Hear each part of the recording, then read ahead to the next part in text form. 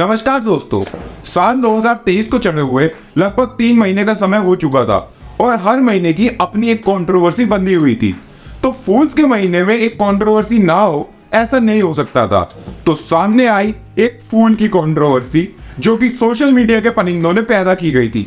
नहीं, मैं एलविश यादव गमला चोर की बात नहीं कर रहा, बल्कि जिसकी आज हम बात करने जा रहे हैं वो है उर्फी जावेद 2.0, यानी कि पंजाब से आई हुई उस उभरती हुई एक्ट्रेस की जिसे सोशल मीडिया पे फेम इतनी तेजी से चाहिए था जितनी तेजी एक दिल्ली में मेट्रो से दूसरी मेट्रो में जाने वाले टिपिकल अंकल को होती है। और इसी तेजी के चलते उन्होंने कुछ ऐसा कर दिया जिससे कि पूरे देश में बवाल हो गया और सोशल मीडिया पे उनके नाम के चर्चे होने लगे, जिससे उन्हें बहुत बड़ा फायदा हुआ, उनके फॉलोअर्स का बढ़ना। तो क्या है पूरा मामला और क्या है उसके पीछे के लीगल फैक्ट्स, आइए जानते हैं।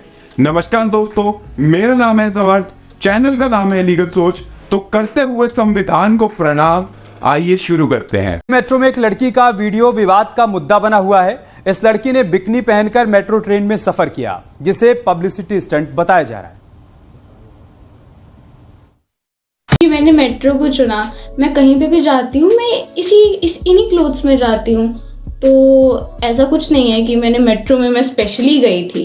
या फिर आप भी किसी से इंस्पायर हुई हैं? मैंने ये किसी पर्टिकुलर पर्सन से इंस्पायर होकर नहीं किया। ऐसा भी वो आ रहा है ना कि Urfi, she is inspired by Urfi Javed. तो हाँ, आई लाइक हर।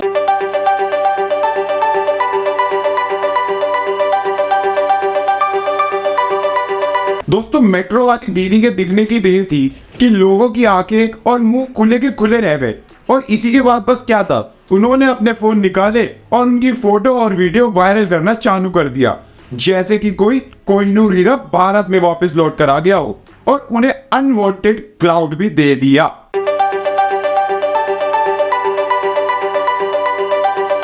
दोस्तों, सोशल मीडिया के जमाने में कुछ भी अतरंगी होता है तो उसे आग की तरह फैलने में बिल्कुल देर नहीं लगती।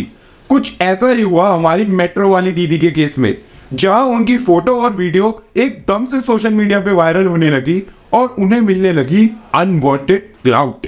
अब आप लोग कहेंगे कि ये हर एक की अपनी मर्जी है, वो कैसे भी कपड़े पहने, उसे तुम अनवांटेड क्लाउड और क्रिटिसिज्म क्यों दे रहे हो?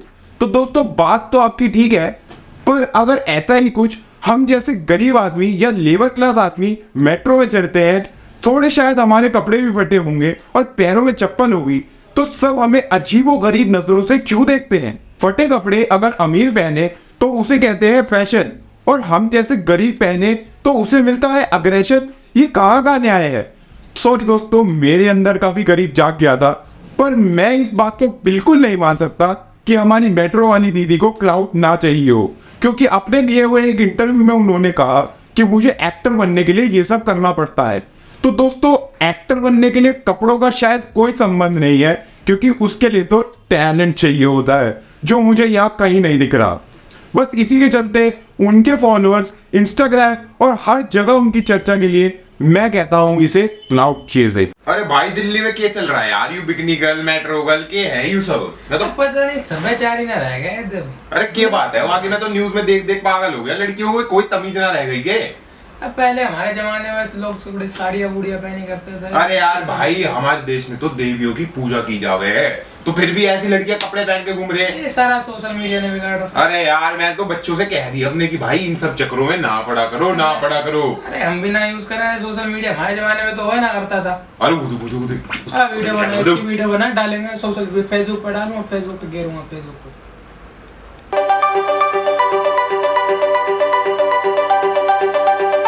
दोस्तों, मीडिया और सोशल मीडिया पर भी दिल्ली मेट्रो बंद केस के नाम से डिबेट शुरू हो गई और इस चीज पर चर्चा होने लगी कि क्या पब्लिक प्लेसेस में ऐसे कपड़े पहनना सही है जिससे कि आसपास के लोगों को अनकंफर्टेबल महसूस होने लगे, और क्या इसे ही आज के जमाने में हम फेमिनिज्म का नाम दे देंगे?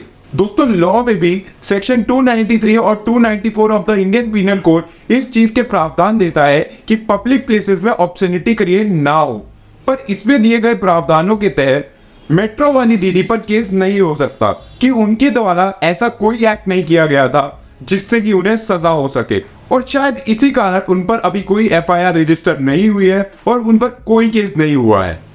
इसी के बाद मेट्रो वाली दीदी, जो कि हमारी नई नवेली फेमस हुई थी, वो इंटरव्यू देने कई न्यूज चैनल्स पे आ जाती हैं और वो ये कहती है कि उनका ये काम पहले से चलता आ रहा है, क्योंकि उनका सपना एक एक्टर बनना है और उस सब के लिए ये बहुत जरूरी है। उन्होंने ये भी बताया कि वो आमतौर पर भी ऐसे ही कपड़े पहन के ट्रैवल करती हैं और लोगों ने उन्हें अब नोटिस करना स्टार्ट किया है। इसके साथ साथ उन्होंने इस चीज की भी जानकारी दी कि उन्हें दिल्ली मेट्रो की पिंक लाइन से भी बैन किया जा चुका है, पर उन्हें इस चीज से कोई फर्क नहीं पड़ता। इसी इंटरव्यू के दौरान उन्होंने कॉन्स्टिट्यूशन का हवाला देते हुए ये बताया कि उनके पास कॉन्स्टिट्यूशन के तहत हर एक राइट है जिससे कि वो कैसे भी कपड़े पहन के घूम सकती है। इस पूरे बवाल के बाद उनके सोशल मीडिया हैंडल से एक वीडियो सामने आती है जिसमें कि वो क्रिटिक्स और ट्रोल्स को मुंह तोड़ जवाब देती है। नहीं नहीं नहीं दीदी, मैं आपकी शक्ल पर नहीं जाऊंगा, क्योंकि अगर आपकी शक्ल इतनी ही अच्छी होती तो शायद आपको ये सब करने की जरूरत ना पड़ती। क्योंकि अगर मैं अपने आप को देखूं तो चाहे मेरी शक्ल कितनी ही खराब हो, मैं मेट्रो में बिना कपड़ों के कभी नहीं जाऊंगा। बाकी तो खैर जैसी जिसकी सोच।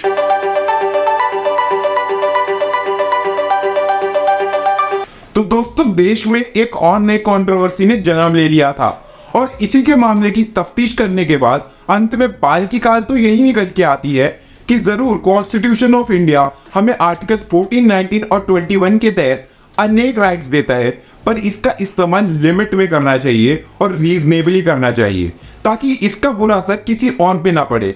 जरूर हम कैसे भी कपड़े पहने वो हमारी मर्जी है और कॉन्स्टिट्यूशन उस चीज के लिए हमें कभी मना नहीं करता, पर उससे सामने वाला ऑकवर्ड फील ना करे, हमें इसका भी ध्यान रखना चाहिए। दोस्तों, जेनजी जमाने के बच्चों को शायद मेरी ये बात ओल्ड स्कूल लगे कि हमारे देश में देवियों की अक्सर पूजा की जाती है और उन्हें साड़ी और पूरे वस्त्रों में ही देखा गया है, पर शायद उन्हें भी इस परंपरा का थोड़ा बहुत पालन कर लेना चाहिए और साथ ही साथ फेमिनिज्म के देवताओं को भी इधर उधर सपोर्ट नहीं करना चाहिए कि कपड़े कोई भी कैसे भी पहन सकता है, और इस चीज का भी ध्यान रखना चाहिए कि पब्लिक प्लेसेस में आप कैसे कपड़े पहन रहे हैं, इस पर भी और लोगों पर इम्पैक्ट होता है।